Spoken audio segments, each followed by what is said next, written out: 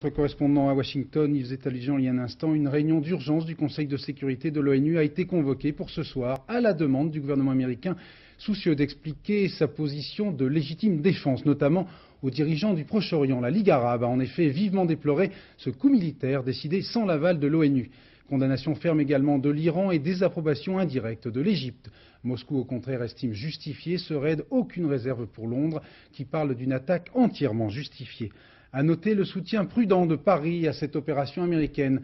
Dans un communiqué ce matin, le Quai d'Orsay affirmait que la France comprenait les motifs de cette attaque. Invité ce soir du grand jury RTL Le Monde, Alain Juppé, le ministre des Affaires étrangères, a jugé tout de même nécessaire une clarification.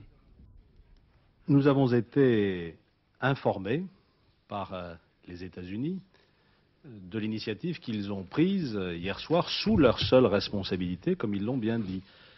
Nous n'avons pas été consultés ni associés à cette opération, qui est une opération américaine. Il s'agit d'une riposte en situation de légitime défense, nous disent les Américains.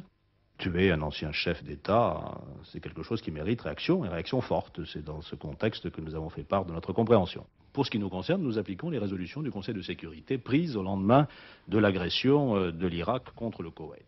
La question qui se pose, pour en rester à l'affaire irakienne, c'est de savoir ce que cherche la communauté internationale dans ses relations avec l'Irak. Et c'est peut-être là qu'une clarification s'impose. S'agit-il de déstabiliser l'État irakien et de le dépecer?